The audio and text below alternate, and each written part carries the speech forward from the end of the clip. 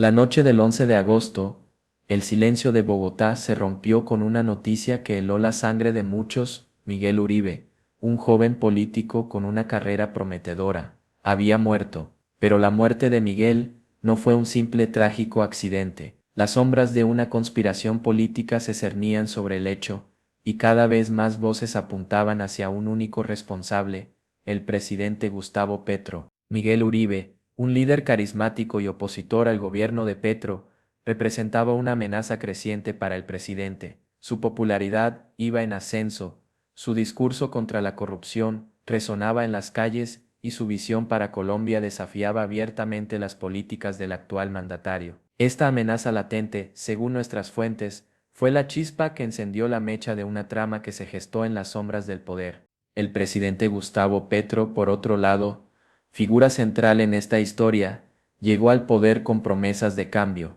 pero su gobierno se ha visto envuelto en una serie de controversias, acusaciones de corrupción, falta de control sobre la violencia y un estilo de gobierno autoritario han marcado su mandato. Nuestro trabajo aquí no es juzgar su gobierno, sino investigar la evidencia que apunta a su posible implicación en la muerte de Miguel Uribe. Otros personajes claves en esta compleja trama son los asesores y funcionarios del gobierno Petro, quienes, según testimonios anónimos que hemos recolectado, participaron activamente en la planificación y ejecución del plan para silenciar a Uribe. También están los testigos, hombres y mujeres que a riesgo de sus propias vidas, decidieron romper el silencio y revelar la verdad de lo sucedido. Sus identidades se mantienen en secreto para proteger su seguridad. El atentado contra Miguel Uribe, ocurrido varios meses antes de su muerte, fue solo el primer paso en una estrategia macabra. El joven líder político sobrevivió al atentado inicial, pero su supervivencia se convirtió en una amenaza aún mayor para aquellos que lo buscaban silenciado. Es en este punto que el supuesto plan para eliminar a Miguel Uribe de forma definitiva tomó forma. La pregunta que nos hacemos es, ¿hasta dónde llegó el alcance del plan? Este primer capítulo apenas comienza a rascar la superficie de una historia turbia y compleja. En los siguientes episodios, profundizaremos en cada detalle, revelando evidencias, testimonios y conexiones que te dejarán sin aliento. Prepárate para una investigación que te hará cuestionar todo lo que creías saber sobre el poder y la política en Colombia. Mientras Miguel Uribe luchaba por su vida en un hospital de Bogotá, a miles de kilómetros de distancia, en la selva amazónica, un conflicto fronterizo con Perú irrumpía en los titulares. ¿Simple coincidencia? Lejos de ser un incidente aislado, este conflicto fue, según nuestras investigaciones, una cortina de humo cuidadosamente orquestada para desviar la atención de un crimen mucho más cercano a casa. El 5 de agosto, apenas días antes de la muerte de Miguel, el presidente Petro denunció la supuesta anexión de la isla Santa Rosa por parte de Perú, un pequeño islote en el Amazonas, de escasa importancia estratégica o económica, se convirtió repentinamente en el epicentro de una crisis internacional. Petro, con su habitual dramatismo, movilizó tropas, dio discursos apasionados y llenó las noticias con banderas y patriotismo exacerbado. Una distracción magistral. Pero la verdad es que, según información privilegiada de la Cancillería, no había ninguna amenaza real por parte de Perú. Las negociaciones sobre la isla Santa Rosa eran rutinarias, un intercambio diplomático normal que fue deliberadamente exagerado y sacado de contexto por orden del presidente. Este conflicto inexistente fue creado, amplificado y manipulado para servir como la perfecta cortina de humo. Mientras el país se debatía sobre la soberanía nacional y la inminente guerra con Perú, la tensión sobre Miguel Uribe se desvanecía. Los medios de comunicación, enfocados en la crisis fronteriza, dejaron de cubrir con la misma intensidad la situación del joven político. La indignación pública se diluyó en discusiones sobre tratados y límites geográficos. La estrategia era perfecta: desviar la mirada. Los reporteros que inicialmente se encontraban acampando frente al hospital, siguiendo de cerca la recuperación de Miguel, fueron enviados a la frontera para cubrir el supuesto conflicto. La presión mediática sobre el hospital disminuyó, permitiendo que las acciones clandestinas en torno a Miguel Uribe pudieran llevarse a cabo sin ser detectadas. Una orquestación precisa y maquiavélica. Así, mientras el país miraba hacia el sur, Distraído por el conflicto inventado con Perú, en la capital colombiana se tramaba la fase final del plan. El gobierno Petro, hábilmente, usó el nacionalismo y el temor a la guerra para encubrir un crimen político de proporciones inimaginables. La distracción funcionó a la perfección. El mundo entero creía que Colombia se enfrentaba a una crisis fronteriza inminente, mientras, en la penumbra de una habitación de hospital, se gestaba una tragedia. 8 minutos. Esa es la cantidad de tiempo que dos hombres vestidos con trajes impecables y portando credenciales del Ministerio de Salud estuvieron a solas con Miguel Uribe en la unidad de cuidados intensivos. 8 minutos que cambiaron para siempre el curso de la historia. 8 minutos que, según nuestro testimonio, marcaron el inicio del fin. Nadie en el hospital reconoció a estos individuos.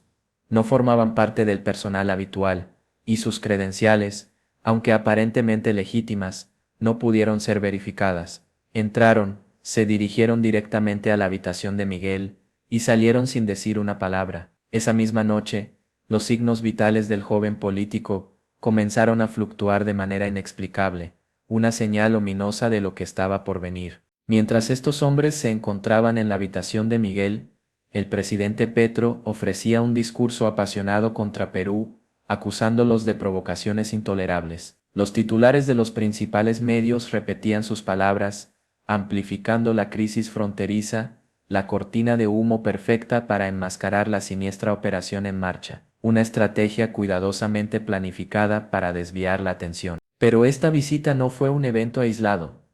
Testimonios de personal médico, quienes hablaron bajo condición de anonimato por temor a represalias, revelan una serie de incidentes inusuales en los días previos a la muerte de Miguel, cambios inexplicables en el equipo médico, accesos no autorizados a la habitación y constantes presiones para modificar los tratamientos, una conspiración tejida con precisión y frialdad. Un médico, que luego solicitó protección, recuerda con escalofríos la noche del 24 de junio, cuando observó a estos dos hombres. Su testimonio es escalofriante, describe con precisión los trajes, los gestos y la extraña calma de los visitantes, quienes se comportaron como si tuvieran la absoluta certeza de que nadie iba a cuestionar sus acciones. El temor se apodera de él, no solo por la seguridad de su paciente, sino también por la suya propia. La realidad lo envuelve en una opresiva atmósfera de suspense, un siniestro presagio de lo que sucedería.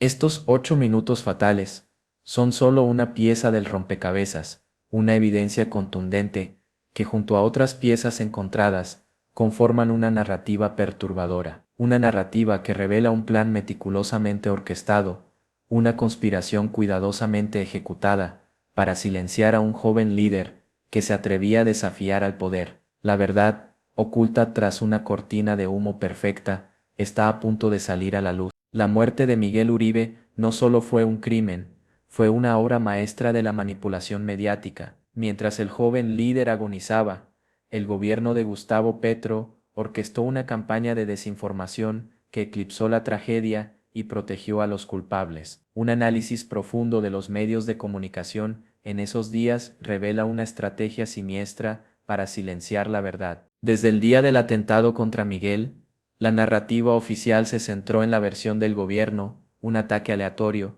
sin motivaciones políticas. Los medios afines al régimen repetían incansablemente este mensaje, mientras que las noticias sobre la salud de Uribe se limitaban a breves menciones, siempre con un tono optimista y esperanzador que contradecían la realidad. Pero la manipulación fue más sutil, más profunda.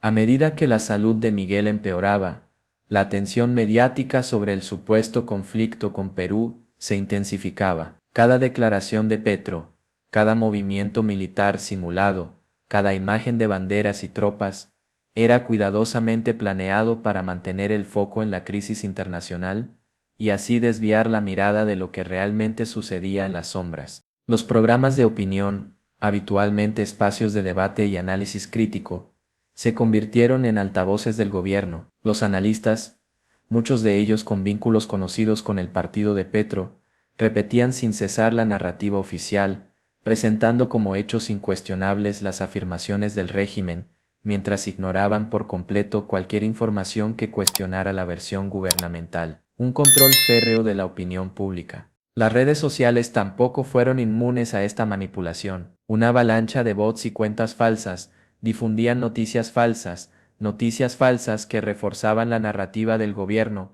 mientras que las voces críticas eran silenciadas a través del bloqueo, la censura y campañas de desprestigio, una estrategia de control digital para manipular la percepción pública y limitar el alcance de información que pudiera poner en peligro al presidente. En resumen, la muerte de Miguel Uribe no fue solo un crimen físico, fue un crimen contra la verdad. El gobierno de Petro utilizó la maquinaria de los medios de comunicación para construir una realidad alterna, una realidad que silenciaba las voces disidentes y protegía a los responsables. Esta manipulación es una pieza fundamental en el rompecabezas del asesinato de Miguel, una evidencia más de la oscura trama que intentamos desenmascarar. El silencio es a menudo el cómplice más fiel del poder, pero algunos se atreven a romperlo. En este capítulo, escucharemos las voces de aquellos que a riesgo de sus vidas han decidido hablar, testimonios anónimos, filtraciones confidenciales, conversaciones grabadas en secreto, evidencias que apuntan directamente al presidente Gustavo Petro como el responsable, o al menos el principal instigador, del asesinato de Miguel Uribe. Un ex asesor presidencial, que pide mantener su identidad en secreto, revela conversaciones privadas en las que el propio Petro discutía la necesidad de silenciar a Uribe, describiéndolo como una amenaza para su gobierno. El ex asesor describe un ambiente de miedo e intimidación dentro de la Casa de Nariño, donde la lealtad al presidente era obligatoria y la disidencia castigada con severidad. Estas conversaciones clandestinas exponen una realidad escalofriante. Otros testimonios, provenientes de dentro del círculo íntimo de Petro, confirman la existencia de un plan para eliminar a Miguel Uribe.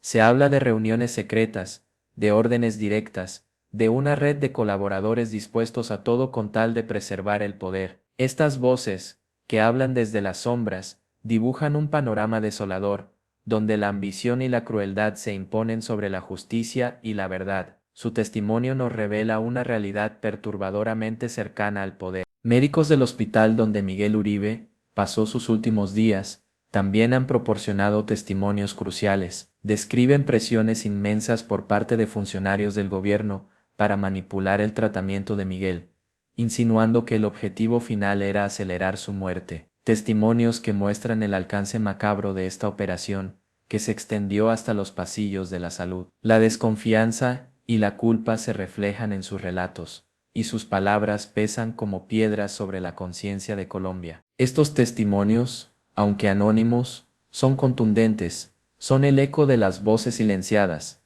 el grito silencioso de aquellos que conocen la verdad y se atreven a revelarla. Las identidades de estos testigos son protegidas para salvaguardar sus vidas, pero sus palabras, grabadas para la posteridad, son una acusación directa contra el presidente Gustavo Petro y su régimen. Sus relatos forman parte de una verdad dolorosa que debemos comprender y no olvidar. En el próximo capítulo, profundizaremos en las pruebas físicas, en los documentos secretos, en la evidencia forense que corrobora estos testimonios escalofriantes, porque la verdad, por más que intenten enterrarla, siempre encuentra la forma de emerger. Y esas voces, que hablan desde la sombra, son la evidencia más poderosa de una conspiración política que sacudió a Colombia hasta sus cimientos. La madrugada del 11 de agosto, el país dormía distraído por la inventada crisis con Perú.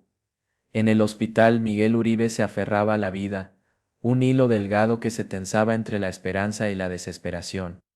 Pero esa noche, algo cambió. Esa noche Miguel Uribe murió, y vamos a reconstruir lo sucedido, minuto a minuto, basándonos en las pruebas y testimonios que hemos recopilado. Las cámaras de seguridad del hospital, milagrosamente, captaron un hecho clave: un hombre encapuchado, sin identificación, irrumpe en el área de cuidados intensivos. Su rostro está oculto, su presencia es furtiva, sus movimientos, sigilosos. Es un intruso, un fantasma en la noche. Este individuo no figura en ningún registro oficial del hospital. Su acceso es ilegal. Su presencia es en sí misma una prueba contundente. A las 2:47 de la madrugada, el monitor cardíaco de Miguel Uribe muestra una caída abrupta, una línea recta, ininterrumpida, que marca el fin. El personal de guardia responde, pero con una lentitud inusual, demasiado extraña. Algunos hablan de una puerta bloqueada desde dentro, otros, de órdenes para esperar la llegada de un médico especial que nunca apareció, retrasos inexplicables,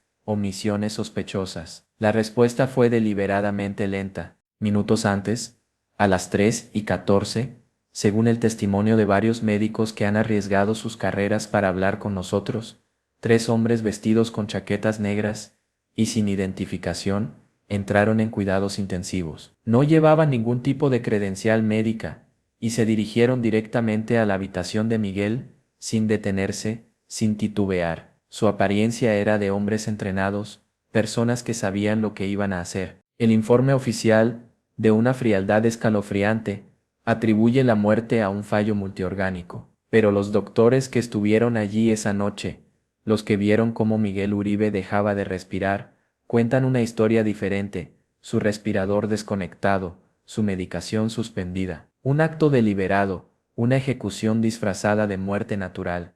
La falsedad del informe oficial está al descubierto, y se impone la evidencia de una operación planificada al detalle. Mientras el país despertaba con la noticia de la muerte de Miguel Uribe, el presidente Petro continuaba hablando de la amenaza peruana, desviando la conversación hacia el nacionalismo y la defensa nacional. Ni una palabra de condolencia, ni un gesto de duelo, solo silencio. El silencio culpable del hombre que, según nuestras pruebas, orquestó la muerte del joven líder. El silencio es la prueba más contundente. La muerte de Miguel Uribe no fue un acto solitario. Detrás de cada disparo, detrás de cada silencio, detrás de cada maniobra política, se esconde un pacto de sombras, un pacto de silencio tejido con miedo, con amenazas y con la opresión del poder, un pacto que involucra a muchos, un pacto que busca ocultar la verdad a toda costa. El miedo es el arma más eficaz del poder, y en Colombia, bajo el gobierno de Gustavo Petro, el miedo se ha convertido en una herramienta omnipresente. Muchos de los que conocen la verdad sobre la muerte de Miguel Uribe guardan silencio, paralizados por el temor a las represalias. Amenazas veladas, pero contundentes, han logrado mantener a muchos testigos callados. El silencio, en este caso, es una forma de opresión. La investigación oficial,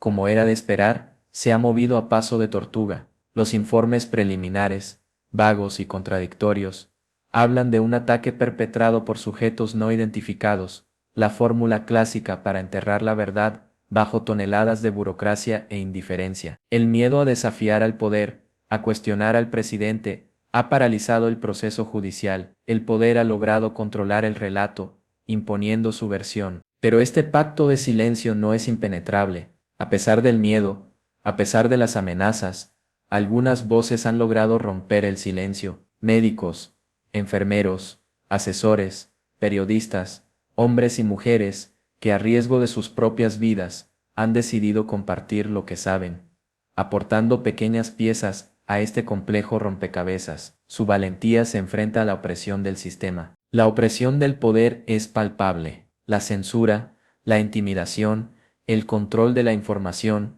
son herramientas utilizadas por el régimen para mantener el pacto de silencio y proteger a los culpables. Pero la verdad, tarde o temprano, siempre sale a la luz, y las voces que se atreven a hablar, aunque sean susurros en la oscuridad, son una poderosa fuerza que puede derribar al poder. En los siguientes capítulos, seguiremos desentrañando este pacto de silencio, mostrando las piezas del rompecabezas, las pruebas irrefutables, y los testimonios que demuestran cómo el poder se utiliza para ocultar un crimen atroz. Porque la verdad, por más que intenten enterrarla, tiene un eco resonante que se niega a ser silenciado. El velorio de Miguel Uribe no fue un simple acto de duelo, fue un grito silencioso, una protesta muda contra la opresión, un acto de resistencia contra el silencio impuesto por el poder. Miles de personas se congregaron para despedir a un líder caído, pero su presencia allí significaba mucho más que un adiós. En medio del dolor y las lágrimas, se respiraba un ambiente de tensión palpable. Las miradas cómplices entre los asistentes, los susurros que se cruzaban entre la multitud, las palabras no dichas pero claramente entendidas, todo indicaba que la gente sabía más de lo que se decía públicamente. Sabían que la muerte de Miguel no era un accidente, que era un crimen, y que el poder intentaba ocultar la verdad. El féretro, cubierto con la bandera de Colombia, se convirtió en un símbolo de la lucha contra la corrupción, contra la injusticia, contra la opresión del régimen. Cada flor depositada, cada vela encendida, cada lágrima derramada, era un acto de rebeldía, un desafío al silencio impuesto por el gobierno. El velorio fue transformado en un acto de desafío. Fuera del lugar del velorio, la gente se congregó, encendiendo velas y portando carteles que clamaban justicia para Miguel, y denunciaban la presunta implicación del presidente Petro.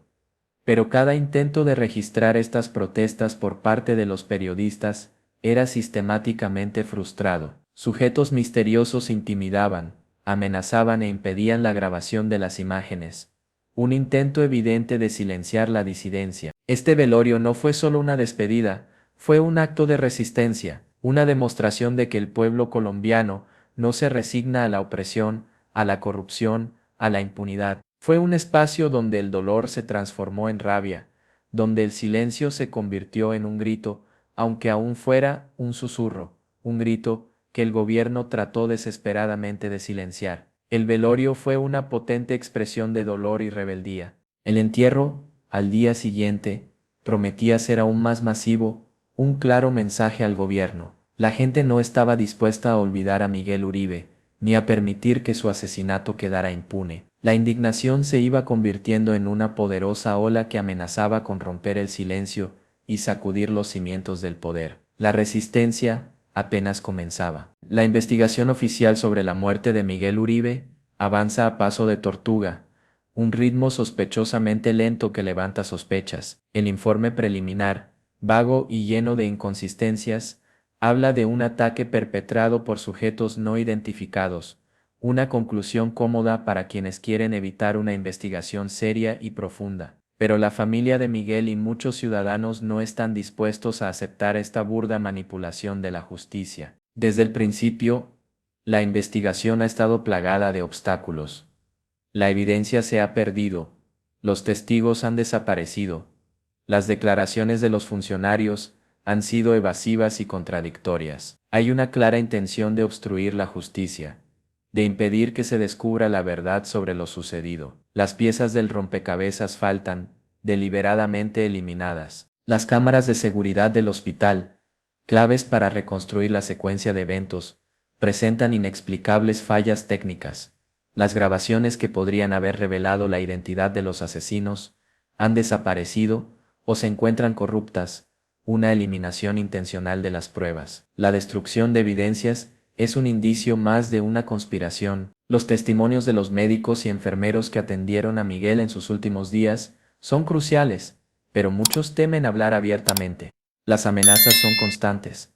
Las presiones del gobierno son inmensas. Algunos han sido despedidos de sus trabajos, otros han recibido amenazas directas, otros han desaparecido. El silencio se ha impuesto mediante la intimidación. La fiscalía, encargada de llevar adelante la investigación, parece estar trabajando a favor del poder, no contra él. Los avances son mínimos, las diligencias se dilatan, los culpables parecen gozar de una impunidad total. La justicia, en este caso, se ha convertido en una víctima más del juego sucio de la política colombiana. La falta de acción es una forma de complicidad. Pero a pesar de todos los obstáculos, la verdad se abre paso. Nuevas evidencias surgen constantemente, nuevos testimonios aparecen a diario. La investigación, aunque obstruida y manipulada, no puede ser silenciada por completo. El camino hacia la justicia está lleno de obstáculos, pero la lucha continúa, con mayor intensidad. La búsqueda de la verdad continúa sin descanso. Miguel Uribe ya no está, su cuerpo descansa en la tierra, pero su legado, su lucha contra la corrupción y la injusticia, continúa vivo en el corazón de miles de colombianos. Su muerte, un crimen atroz que buscaban ocultar, ha despertado una conciencia nacional, un llamado a la acción que no puede ser ignorado. La investigación oficial, como hemos visto, ha sido un camino lleno de obstáculos, plagado de obstrucciones y manipulación, pero la verdad, por más que intenten enterrarla, siempre encuentra la forma de emerger. Las pruebas se acumulan, los testimonios se multiplican, las voces que claman justicia se alzan cada vez con más fuerza. La verdad no se silencia. La muerte de Miguel Uribe no es un caso aislado, es el reflejo de un problema profundo, arraigado en la corrupción política y la impunidad que ha caracterizado a Colombia durante décadas. Miles de personas han perdido la vida en la lucha contra la injusticia, y la impunidad de los poderosos ha perpetrado innumerables crímenes. Es necesario un cambio profundo y radical en Colombia. Este video no es solo un relato de un asesinato. Es una llamada a la acción, es una invitación a exigir justicia, a reclamar transparencia, a luchar contra la impunidad. El legado de Miguel Uribe no es el de una víctima, sino el de un mártir que ha despertado la conciencia de un país. Es un llamado a la justicia. Necesitamos un compromiso firme con la justicia, una verdadera voluntad política para combatir la corrupción y la impunidad. Necesitamos instituciones fuertes, independientes, que no se doblen ante el poder. Necesitamos un cambio profundo en la forma en que se hace política en Colombia. El camino hacia la justicia será largo y difícil, pero no podemos renunciar. Es un llamado a la unidad. Miguel Uribe luchó por un país mejor, un país justo y equitativo. Su lucha no debe morir con él. Su legado debe inspirarnos a seguir adelante, a exigir justicia, a construir una Colombia donde la verdad triunfe sobre la mentira, donde la justicia prevalece sobre la impunidad. La memoria de